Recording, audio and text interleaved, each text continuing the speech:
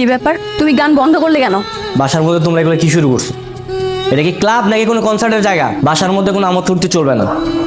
মাত্র 3 মাস না যাইতেই তোমার এমন ফিউচার আর কি দেখতে হবে তা আল্লাহই জানে। সাগর, আজকে আমার বার্থডে ছিল, অ্যাটলিস্ট তুমি আমাকে বিকেলের দিকে একটু ঘুরতে নিয়ে যেতে পারতে। তুমি তো তাও করনি। বউ হিসেবে এতটুকু তোমার কাছে আমার আশা করা যায় না? আমি তো আর সারাদিন বসে থাকি না, আমি তো কাজে ব্যস্ত থাকি, তাই না? তোমার আমি নিয়ে যেতে পারি না, তাই বলে তুমি বাসার মধ্যে আসর বসে দিলা?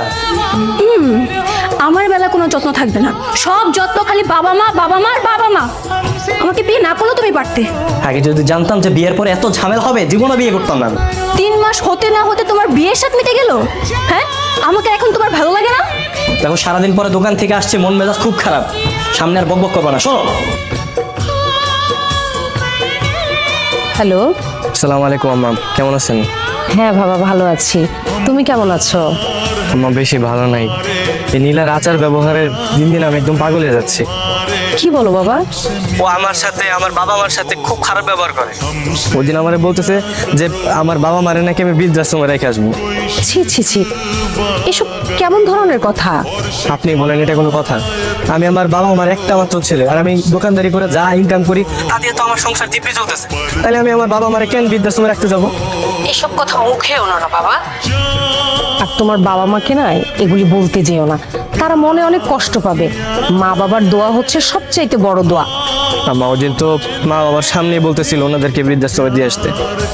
মা বাবা তো জানে ও কি চায়। তুমি কোনো চিন্তা করো না, আমি তোমাদের বাসায় এসে নীলাকে খুব ভালো করে বোঝাবো। আজকে ওর মাথা থেকে এইসব ভূত আমি নামাবো।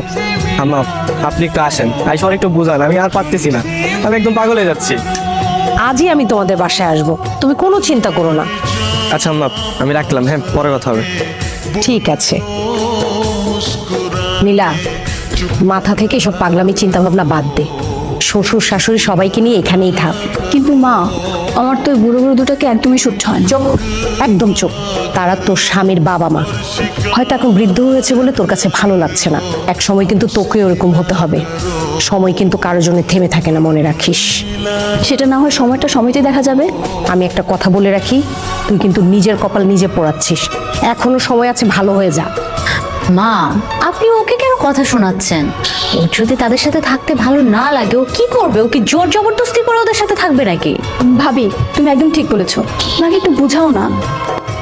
মা ওই যে তোমার কাছে ওই দিন যে 20,000 টাকা দিছিলাম না, মতিনটা বাসায় পাঠাইতেছি, ওর কাছে একটু দিয়ে দিও। হ্যাঁ আচ্ছা ঠিক আছে। বাবারে, টাকাটা তো খুঁজে পাইতেছি না। টাকা খুঁজা পাইতেছে না মানে? একটু ভালো মতো খুঁজো না, বাসাতে তো আছে টাকা। আমি সবখানে দেখছি বাপ, টাকাটা নাই। কি কও, টাকা নাই মানে? আচ্ছা বুঝতে পারছি মা, তুমি টেনশন করে, আমি দেখতেছি। হ্যাঁ তুমি কি আমার কাছে টাকা দিছো নাকি? আমি কি করে জানবো? আমি জানি টাকা তোমার কাছে আছে। টাকা কি করছো না করছো আমার শোনার সময় নেই, তোমার টাকা দাও। একটা কাজে খরচ করে ফেলছি। কি তোমার এমন কাজ? হ্যাঁ একটা বাসা দেখতে গিয়েছিলাম, বাসাটা খুব সুন্দর ছিল, আমার পছন্দ হয়েছে, এই জন্য ওই টাকাটা ওখানে অ্যাডভান্স করে দিচ্ছি। দেখো নীলা, বাবা অসুস্থ, মা সবসময় বাবার পাশে থাকে, আর এই অবস্থা যদি আমরা চলে যাই তাদেরকে দেখবে কি? মা সবসময় বাবারে দেখবে, রান্না করবে নাকি ঘর সামলাবে বলো তো? দেখো আমি এত কিছু শুনতে চাই না, আমি বাবা মাকে ছাড়া কোথাও যাবো না। আর আমার টাকা আজকের মধ্যেই লাগবে, তুমি রাতের মধ্যে ম্যানেজ করে রাখবে, আমি নিয়ে যাবো। এই যে তোমার টাকা।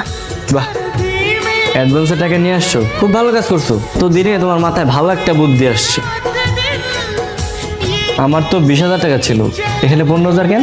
বাকি 5,000 টাকা তো গাড়ির পিছনে খরচ হয়েছে। আসলে হয়েছে কি, বাবা মাকে ভালোভাবে পাঠানোর সময় আর কি একটা ভালো গাড়ি দরকার ছিল, তাই আমি ওই 5,000 টাকা দিয়ে গাড়ি ম্যানেজ করেছিলাম। মা বাবাকে পাঠাইছো মানে? মানে তারা কোথায়? আমার একটা বন্ধু আছে, ওই বন্ধুর আঙ্কেল ভালো একটা বৃদ্ধাশ্রমে কাজ করে। আমি আঙ্কেলের সাথে কথা বলে বাবা মাকে ওখানে পাঠিয়ে দিয়েছি। তুমি আমার বাবা মারে বৃদ্ধাশ্রমে রেখে আসছো? মানে আমি বাড়িতে থাকতে তুমি আমার বাবা মারে বাড়ি থেকে বের করে দিছো? তুমি তো আমাকে সেদিন বললে যে আমরা যদি নতুন বাসায় চলে যাই তাহলে বাবা মার খেয়াল কে রাখবে, তাই তো আমি ওখানে পাঠিয়ে দিই। চুপ, একদম চুপ। আমি আজকে আমার বাবা মারে ফিরে আনবো, আর তারপরে এবারে তুমি থাকবা না আমার বাবা মা থাকবে সেটা আমি পরে সিদ্ধান্ত নিব।